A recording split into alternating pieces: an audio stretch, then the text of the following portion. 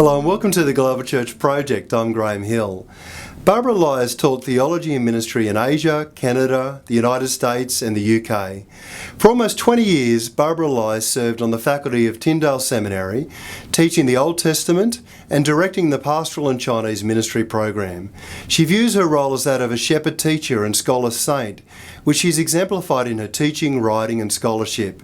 Having recently retired, Barbara Lai is giving focused attention to research and writing and teaching in the United States, Ukraine, Eastern Europe and in China. Barbara Lai, welcome to the Global Church Project. You've talked a lot about the experience of diaspora and how it's illustrated by the story of Daniel. What are the 6 diaspora stories in the book of Daniel? The book of Daniel is distinctively, we can have 2 sections. So the first section is what we call the 6 diaspora stories from chapter 1 to 6, written in form of a narrative with concrete historical setting and also with a summary appraisal by the narrator. And then the second section of the book of Daniel is from 7 to 12. It's written in Daniel's first person emphatic I voice. Ani Daniel, I Daniel. It is one of the most, full-fledged, so to speak, apocalyptic literature of the Hebrew Bible. So for the 6th diaspora story, the first chapter would be, it describes the 3 years passage of Daniel and also his 3 friends to the Babylonian court. And also the faith of the young men was tested. God imparted to them the ability for all kinds of knowledge and also the ability to interpret dreams and also wisdom. And then the second chapter is the emergence of a faithful group. In Hebrew, we call it the Hasidic group, using the Hebrew concept of Hasid. It's a faithful group, Daniel and his friends. After the group prayer, that God revealed the mystery to Daniel, and he was able to interpret the dreams for King Nebuchadnezzar regarding their last statue made of gold, silver, bronze, and also iron. And the third chapter is regarding Daniel's 3 friends. They refused to bow down and worship the golden image that the king has set up, and was thrown into the burning furnace and was miraculously rescued by God. And then chapter 4, Daniel was given the ability to interpret the king Nebuchadnezzar's dream of a growing tree. And then chapter 5, Nebuchadnezzar's successor Belshazzar hosted a great feast, and at the feast he witnessed the writing on the wall by the fingers of a human hand. And Daniel again was able to interpret the inscription foretelling the fate of the king. So chapter 6 is a very important chapter. Besides what we have the famous story, like Daniel's silent resistance of the conspiracy against him. God rescued him from the lion's den. And in particular in 6:3, now Daniel distinguished himself among the administrators and the satraps by his exceptional qualities. On the other hand, he was also a man of prayer. In verse 10, 3 times a day he got down on his knees and prayed, giving thanks to God just as what he had done before. So the summary appraisal ending the 6th diaspora story, or what we call the court tales, is so Daniel prospered during the reign of Darius and the reign of Cyrus the Persian. So Daniel survived the courts of 4 foreign kings, and also 3 foreign kingdoms, Babylonian, Media, and also Persia. So chapter 1 to 6 apparently could be referred to as resistance literature. Resistance literature. So Daniel was a person who was in diaspora. He was exiled from his own culture. How does the story of Daniel speak to your experience as a first-generation Chinese Canadian? Okay, so this reflection, in a way, in essence, is a conscious act of appropriation, or in other words, bringing new meaning to an ancient text. So, in my contextual situatedness as a first-generation Chinese Canadian or Chinese immigrant, almost 40 years ago. I immigrated from the States, to Canada in 76. So it's 39 years ago. So it was a long time ago, and also as a minority person in the profession.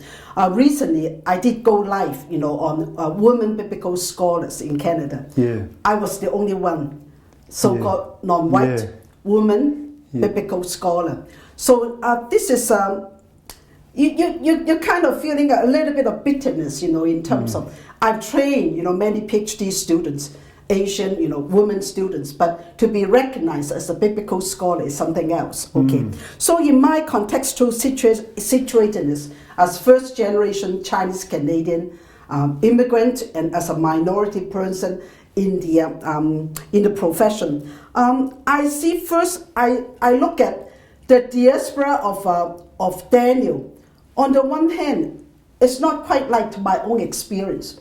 Daniel was brought to exile in captivity, along with those those with the elite group of his generation, those from royal and also noble family. In a way, when I immigrated to Canada 39 years ago, to be exact, when you are under 35, when you got your master's degree, I'm automatically qualified as an immigrant because of the point system, in Canada, immigration system. So in a way, myself and also together with my peers, we were the group of young professionals, an elite group, honestly. So that is not quite like Daniel, but Daniel was brought into captivity. I decided to choose Canada as my permanent home, where I raise a family, where I work, serve, and also, and then so on. So this is by choice. For me, it's by choice. Better place to live, and also better future. So there are other questions, on your right. Yeah, well, it seems to me that Daniel is always crossing borders. Yes. Between his home and his host culture. Yes. How does that reflect the experience of people who are immigrants, who are in diaspora? Okay, so in terms of my own representation, 39 years ago, we are talking about in the 70s. So I did experience a crossing borders type of experience. I would say to a certain extent, I did experience some by demand, reorientation and readaptation. To a lesser extent, alienation, because I immigrated from the States where I was, a graduate student. In the States, I attended Fuller Seminary. So that's why it's easier. But think in terms of if I engage myself with my people group or my community of recent Chinese immigrants, to Canada, 40 years later, I would say they may have experienced the same alienation and the crossing border experience. But if you are talking about ending up in the metro city of Toronto, let me put it this way, I would say 40 years later, that kind of alienation or reorientation and adaptation would be less of a demand than 40 years ago. Yeah. Daniel manages to break out of his captive experience to become an aspiring sage in his adopted culture. What is your understanding of how that happened, and how does it relate to the experience of diaspora people as well? Okay, so if you are talking about, I'm a biblical person. Yeah. So we are talking about biblical text. Yeah. So I need to go back to the text. Sure. So I think, you've talked about Daniel's, the way that he can engage himself and break, through the so-called the border crossing and be a successful, aspiring sage. I think it's very obvious, it says in the text that in the first chapter, God gave Daniel, using the Hebrew word, the tame, God gave Daniel all those wisdom and also ability to adapt. Okay, so in a way, if you are talking about, if I engage with the recent immigrants in Canada, from people from China, from Philippines, and there's that Tyndale is a very diverse, student community. We have students all over, from all different places. Even among Chinese student body. We have Hispanics speaking Chinese, Mandarin speaking Chinese, local born Chinese, and Japanese speaking Chinese all over. Even though we are all ethnic Chinese, I would say is the urge to break away from the captive experience and to adapt. I think is very important. The determination. So Daniel, I think he did determine to not giving up his own faith or do not compromise at times, but he did. Like in the case of chapter 5. On the one hand, he said, I would not receive any material rewards from the king, but yet at the end of 5, he was clothed in purple with a gold chain on his neck, and then so on. That leaves a very intriguing notion, for readers, for all readers. So did he compromise? Or what happened if he was willing to put on a purple gown and also with a gold chain on his neck? Now, you're a biblical scholar, so I'm interested in your thoughts about this, but postcolonial thinkers and theologians have often employed or engaged with Daniel in order to kind of build a story. Yeah. What do you think about that sort of post-colonial use of the Book of Daniel? Is it a good thing? Is it a bad thing? What's your sense? Okay, in the academic world, I think engaging the Book of Daniel with the post-colonial discourse, I think it is possible and legitimate. In what sense? Because through my own experience, I've been shaped, that way, how to look at colonization or post-colonialism. For me, I was born and raised in Hong Kong, the British colony of Hong Kong. It's a minority culture going into Hong Kong and brought with them together the minority culture plus the dominance, to the majority culture, which is the Chinese people.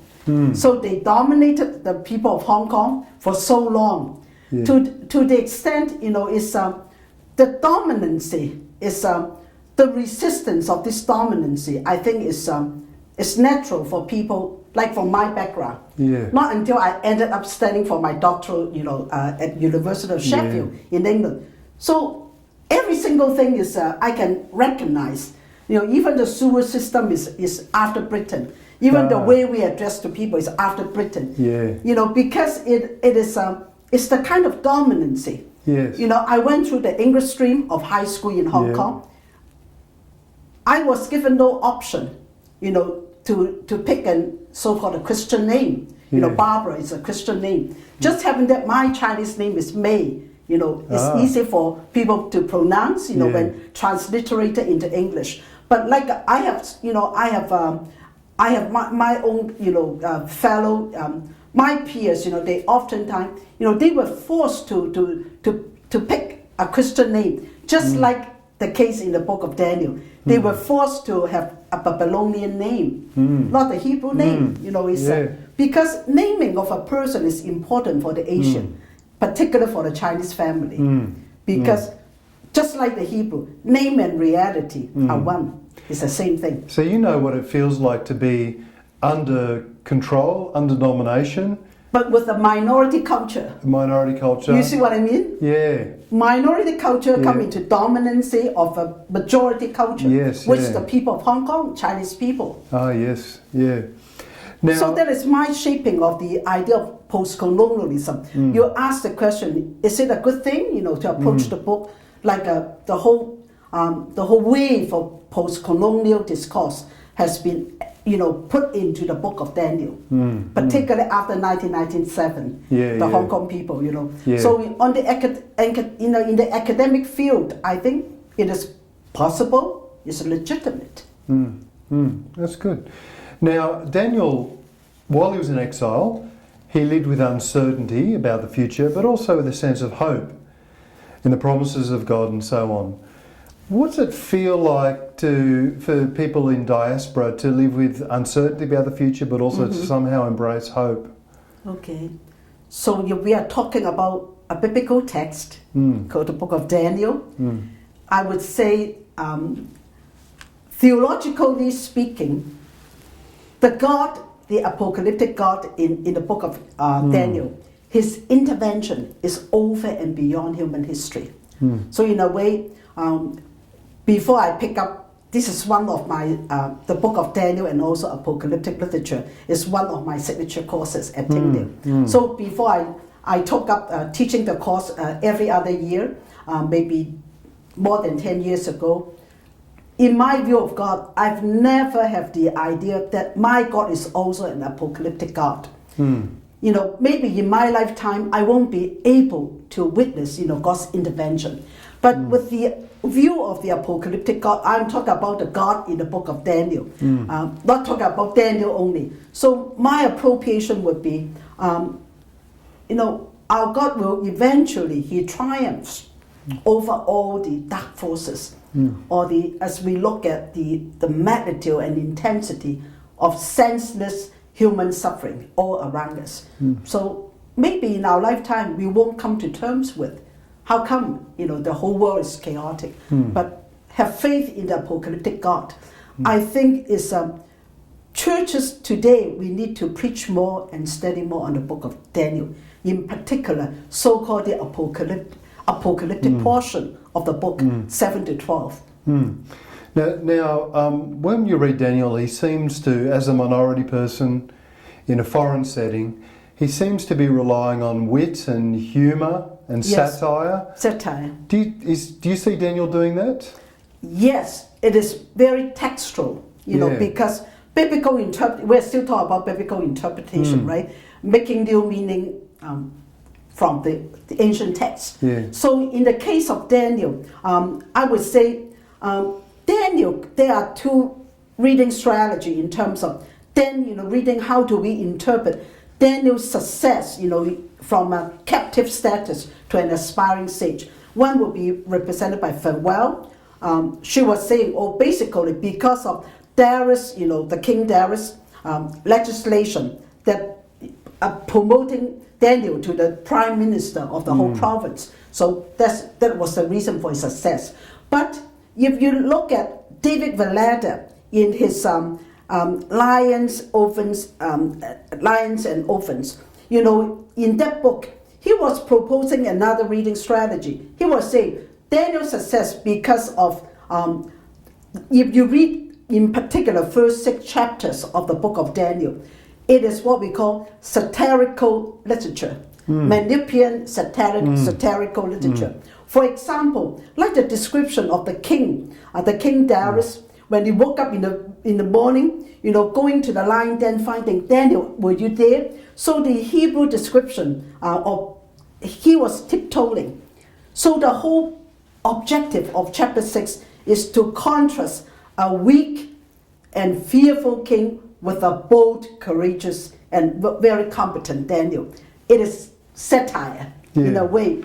And also the way that Daniel, in chapter 5, refusing to accept the gifts from the king, and then later on, he was sitting almost like on the throne with a purple gown and also put on a gold chain. Something leaving behind to all readers the notion of, intrigue or maybe irony. There are certain very ironic if you look at. So the satire and humor. So with that, when I'm engaging in the book of Daniel, maybe if Daniel 1 to 6 is so-called the resistance literature, maybe the tool for our survival as an immigrant in a foreign land or as a minority person in the profession is not direct confrontation. How to use the soft cushion, to package the whole thing. At times, satire, leave it as an irony. So that is part of in a way, it's ancient wisdom, in a way.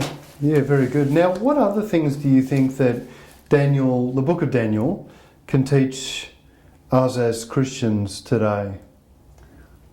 Many, many ways. Yeah.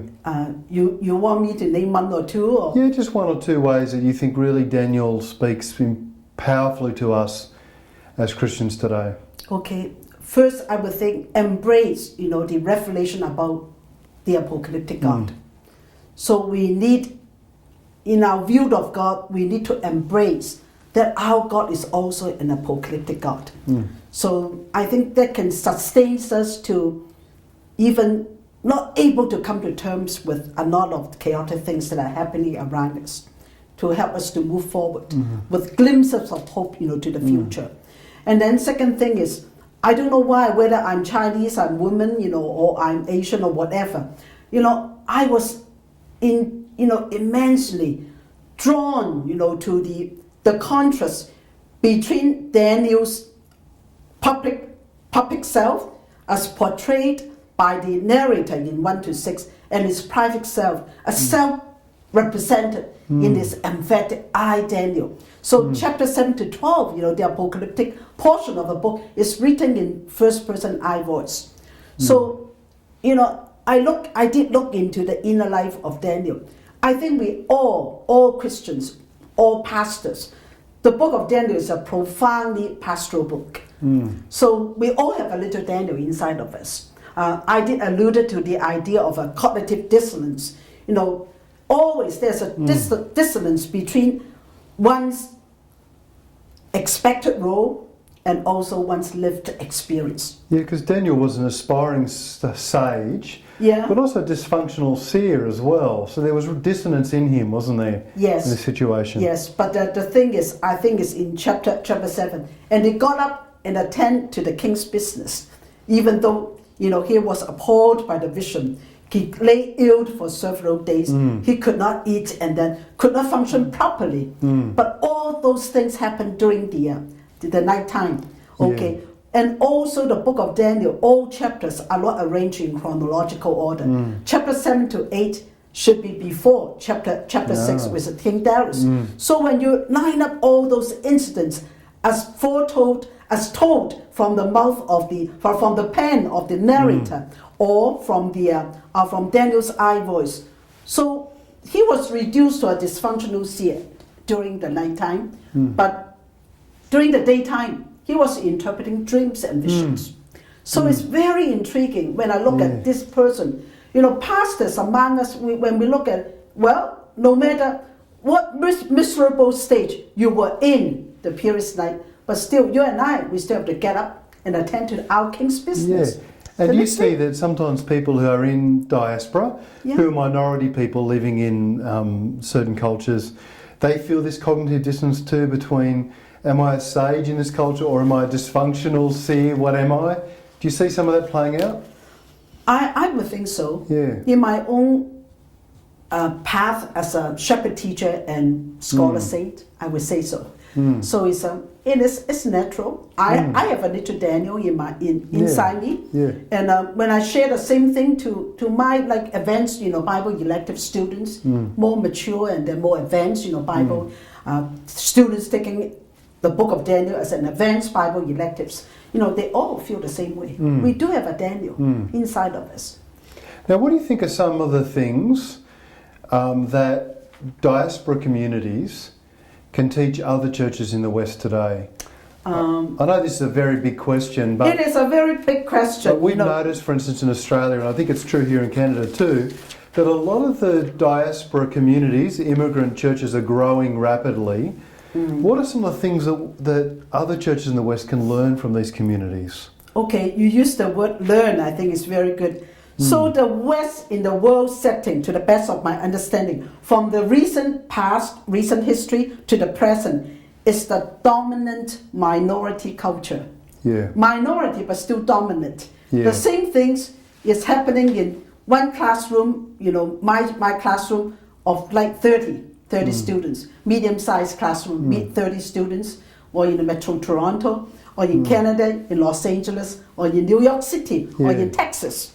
And then so on. But it's quickly losing its dominancy. Yeah. Okay. So the West should prepare itself to both take in, to learn, not only to appreciate, to take in, to learn, and contribute as part of the global mosaic. Yeah. Very nice. So take and learn, contribute as part of a global mosaic. The global mosaic. Partner as part of a global community. Yeah. Barbara Lai, thank you for joining us at the Global Church Project. Thank you, my pleasure. The Global Church Project is located at www.global.org.au. theglobalchurchproject.com. On our website you'll find a wide range of interviews and resources for colleges, universities and churches. I look forward to your company next time. From me, goodbye.